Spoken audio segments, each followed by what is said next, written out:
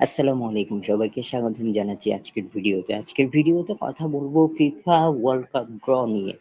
I think আপনারা ইতিমধ্যে জানেন যে ফিফা ওয়ার্ল্ড কাপের গ্রুপটা হয়েছে শুক্রবারে রাত ১১ টায় এবং আ সময়সূচি এসেছে শনিবার রাত ১১ টায়।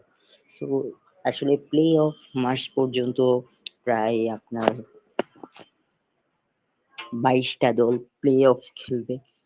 সেই প্লে অফের একটা আসলে পুরা সবকিছু নিয়ে একটা অ্যানালিসিস করে আজকের ভিডিওটাতে আপনার সাথে ফিফা ওয়ার্ল্ড কাপ নিয়ে কথা বলবো। আমার প্রেডিকশন, আপনাদের প্রেডিকশন, আপনারা সবাই মিলে নাকি দেখতে পারেন। সো শুরু করি ফিফা বিশ্বকাপের ড্রটা দিয়ে। আমি শুরুতে আপনাদেরকে একটা জিনিস জানাই রাখি, এই যে ড্রতে গ্রুপ দিয়েছে সেখানে ৪২ টা দল আছে। ৬ টা দল প্লে অফ থেকে সরাসরি বিশ্বকাপে কোয়ালিফাই করবে। প্লে অফে জিতা ৬ টা দল সরাসরি বিশ্বকাপে কোয়ালিফাই করবে। ইউরোপ থেকে ১৬ টা দল প্লে অফ খেলবে, যার মধ্যে ৪ টা দল সরাসরি বিশ্বকাপে কোয়ালিফাই করবে। প্লে অফ টুর্নামেন্ট থেকে ৪ টা দল প্লে অফ খেলবে, অর্থাৎ ২ টা ম্যাচ খেলবে। অলরেডি ২ টা দল ফাইনালে উঠে আছে। একটা হচ্ছে যে কঙ্গোডিয়া, আরেকটা হচ্ছে ইরান। সে বিষয়ে আমি আসতেছি। এই বিষয়ে আপনি আশা করি বুঝতে পারবেন। তাহলে চলুন শুরু করি বিশ্বকাপ ড্র এর আজকের এই ভিডিওতে। গ্রুপ এ দিয়ে শুরু করতে চাই। গ্রুপ এ তে কারা, কারা আছে আমরা যদি একবার দেখি। Mexico, South Africa, Korea Republic এবং play of D. Playoff D তে কারা, কারা আছে আমরা যদি আপনাদেরকে একটু দেখানোর চেষ্টা করি। অর্থাৎ পট ডি, যেটাতে একদম লাস্টে আছে ডেনমার্ক, নর্থ মেসিডোনিয়া, চেকিয়া বনাম রিপাবলিক। ডেনমার্ক মুখোমুখি হবে নর্থ মেসিডোনিয়ান, চেকের মুখোমুখি হবে রিপাবলিক আয়ারল্যান্ডের বিপক্ষে। সেখান থেকে ফাইনাল খেলবে, আমার যেটা প্রেডিকশন সেটা হচ্ছে ডেনমার্ক এবং রিপাবলিক আয়ারল্যান্ড, এবং ফিফা ওয়ার্ল্ড কাপে সরাসরি কোয়ালিফাই করবে ডেনমার্ক। এটা আমার আসলে ব্যক্তিগত অ্যানালিস্ট হিসেবে বলছি। এবার আমরা যদি প্লে অফ গ্রুপ বি তে চলে যাই, দুঃখিত, Canada, Qatar, Switzerland. Play of A, play of এ তে আছে অবভিয়াসলি আমি যদি বলি ইতালি, নর্দার্ন আয়ারল্যান্ডের মুখোমুখি হবে ওয়েলস, মুখোমুখি হবে বসনিয়ার বিপক্ষে খেলবে। এখানে ওয়েলসও অঘটন ঘটাতে পারে, বসনিয়াও অঘটন ঘটাতে পারে। অবভিয়াসলি ইতালি ২০১৮, ২০২২ এই শেষ ২ টা ওয়ার্ল্ড কাপ তারা খেলতে পারে নাই, অর্থাৎ তারা কোয়ালিফাই করতে পারে না। তো আমার মতে এখান থেকে ইতালি এবং বসনিয়া ফাইনালটা খেলবে। ইতালি হয়তো এইবার সম্ভবত ওয়ার্ল্ড কাপ কোয়ালিফাই করবে। আসতে চাই গ্রুপ বি সি তে। গ্রুপ সি তে রয়েছে ব্রাজিল, গ্রুপ সি তে রয়েছে মরক্কো, গ্রুপ সি তে রয়েছে হাইতি, গ্রুপ সি তে রয়েছে স্কটল্যান্ড, যারা অনেক বছর পর, অনেক ইয়ার পর বিশ্বকাপে খেলছে।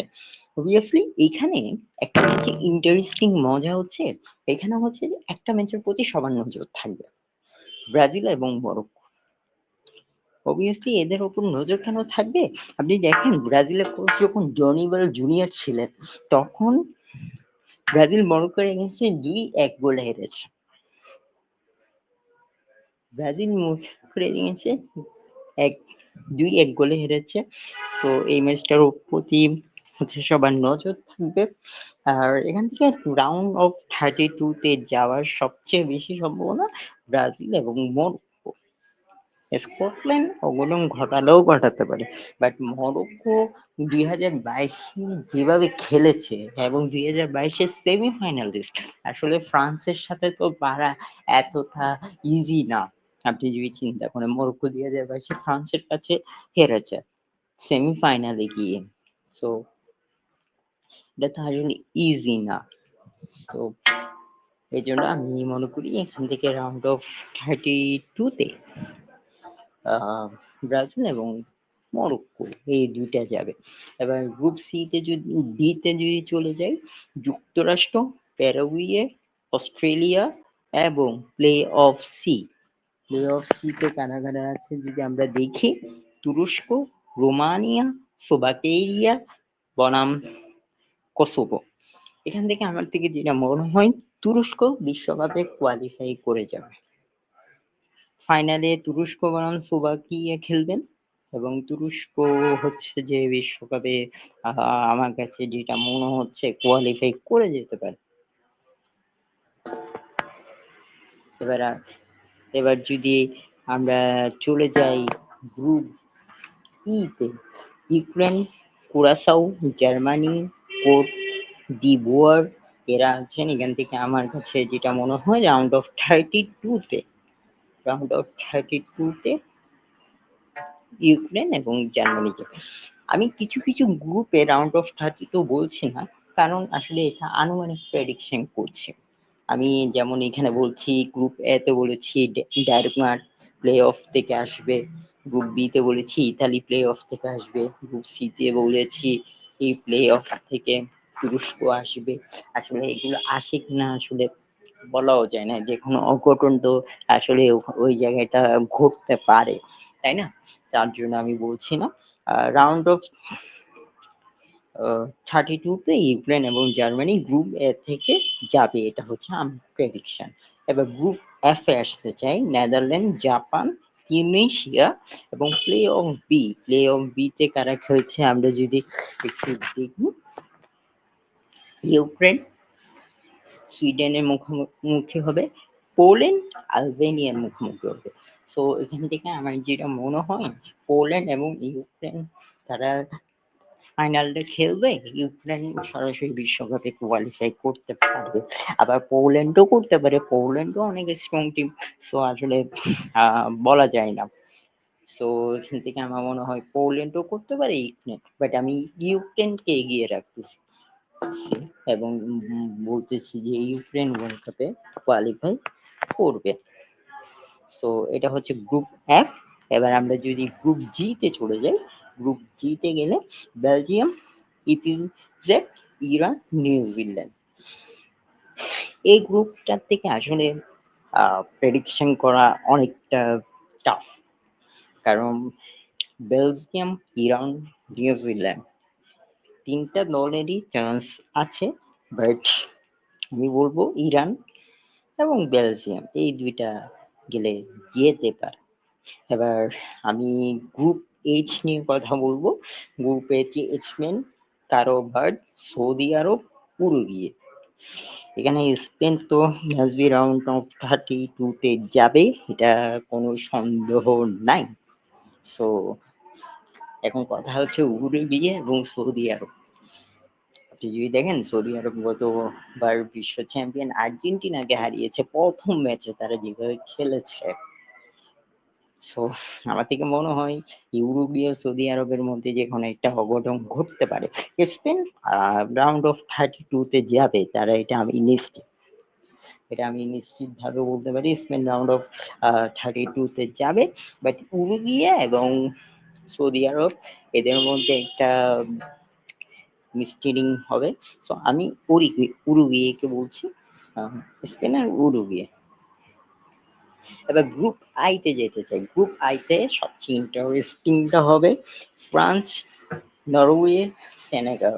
আর playoff two, playoff two অর্থাৎ এটা হবে প্লে অফ টুর্নামেন্ট থেকে, যেখানের মধ্যে প্লে অফ টু তে আছে বোলোনিয়া এবং সুরিনামের একটা ম্যাচ হবে। সেখান থেকে যে জিতবে সে ইরাকের সাথে ফাইনাল খেলবে।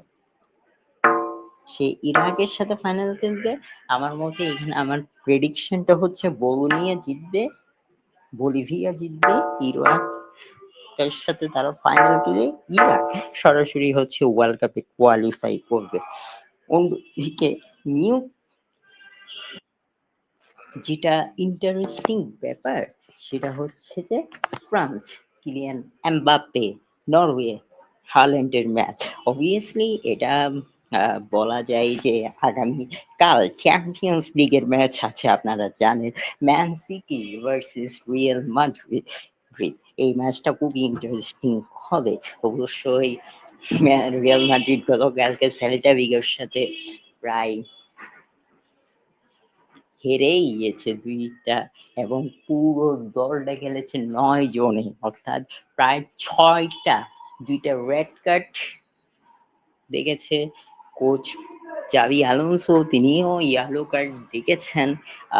লা লিগার গতকালকের ম্যাচে রিয়াল মাদ্রিদের জন্য টোটালি ভালো যায় নাই। এইখানেও হচ্ছে চ্যাম্পিয়ন্স লিগে আগামীকালকে রাতে অর্থাৎ কিলিয়ান এমবাপ্পে এবং হাল্যান্ডের মুখোমুখি দেখা হবে। এই ম্যাচটা নিয়ে ইনশাল্লাহ আমি একটা বড় একটা রিভিউ দিব ইনশাল্লাহ। সো এখানে এটাই আমার কাছে মনে হয় এবং প্লে অফে ইরাক থেকে ইরাক সরাসরি বিশ্বকাপে কোয়ালিফাই করবে। গ্রুপ জে বর্তমান বিশ্ব champion Argentina, Algeria, Australia, Jordan. এখানে আর্জেন্টিনা তো কোয়ালিফাই করবে। আহ বাকিটা হচ্ছে জর্ডান, তাদের হচ্ছে ডেপুটি হচ্ছে বিশ্বকাপে। আমার থেকে মনে হয় অস্ট্রেলিয়া, আর্জেন্টিনা এবং অস্ট্রেলিয়া রাউন্ড অফ 32 তে কোয়ালিফাই করবে। গ্রুপ কে তে যদি বলি পর্তুগাল, উজবেকিস্তান, কলম্বিয়া এবং উইনার প্লে অফ ওয়ান। এখান থেকে আমার যেটা মনে হয় সেটা হচ্ছে যে জামাইকা, নিউ ক্যালেডোনিয়া বনাম জামাইকার খেলা থেকে জামাইকা উঠবে। জামাইকা হচ্ছে কঙ্গো ডিআরের সাথে ফাইনাল খেলবে, সেখান থেকে জামাইকা সরাসরি বিশ্বকাপে কোয়ালিফাই করবে, যেটা আমার কাছে মনে হয়। এবার গ্রুপ এল এবং শেষ গ্রুপ যেটা সেটা হচ্ছে Panama, Croatia, Ghana, England. So এখান থেকে ইংল্যান্ড তারা তো কোয়ালিফাই করবে অবশ্যই এবং আমার কাছে দ্বিতীয়ত যে দলটা মনে হয় ক্রোয়েশিয়া, তাদের চান্স আছে। আহ, তারা গতবার বিশ্বকাপেও যেভাবে খেলেছে, সো অ্যামাজিং একটা খেলা ছিল। তো এটা ছিল মোটামুটি আমার প্রেডিকশন বিশ্বকাপের ড্র নিয়ে। কারা প্লে অফ থেকে কারা গ্রুপে আসবে, বিশ্বকাপে কোয়ালিফাই করবে এবং যারা যাদের পূর্ণাঙ্গ গ্রুপ রয়েছে তাদের থেকে কারা রাউন্ড অফ 32 তে যাবে, এটা একটা। সো অবভিয়াসলি যাদের রাউন্ড অফ 32 তে যাওয়া বাদ গিয়েছে আমি প্রেডিকশন করি নাই, তাদের গুলো নিয়ে অবশ্যই আরেকটা প্রেডিকশন ভিডিও দিব ইনশাল্লাহ আপনাদের এর সামনে। সো আপনাদের প্রেডিকশন কি? আমার প্রেডিকশনের সাথে আপনাদের প্রেডিকশন কতটুকু মিলেছে জানাতে পারেন কমেন্ট বক্সে। সবাই ভালো থাকবেন।